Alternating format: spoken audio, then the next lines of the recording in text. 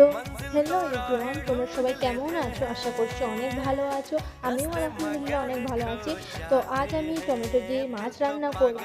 তো প্রথমে কড়াইয়ে সর্ষের তেল দিয়ে কেটে রাখা টমেটো, নুন আর হলুদ দিয়ে নাড়বো ভালো করে। টমেটোটাকে গলিয়ে নেব।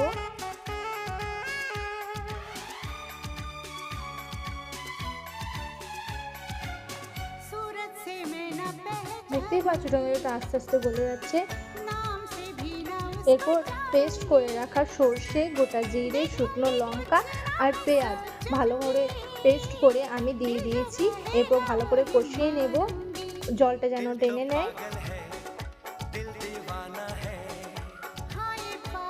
দেখো কত সুন্দর জলটা টেনে নিয়েছে। এবার দিয়ে দেবো পরিমাণ মতো জল। জলটা ফুটে আসলেই ভেজে রাখা মাছগুলো আমি দিয়ে দেবো। আমি আগে থেকেই নুন হলুদ দিয়ে ভালোভাবে মাছগুলো ভেজে রেখেছিলাম।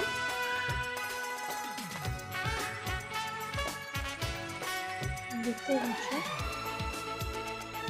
কালারটা কত সুন্দর এসেছে। এই দেখুন ফুটে চলে এসছে। এরপর দিয়ে দেবো মাছগুলো, একে একে সব দিয়ে দেবো।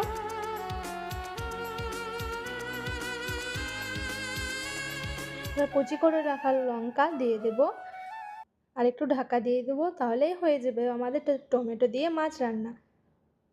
তোমরাও বানিও বাড়িতে গরম ভাতের সাথে।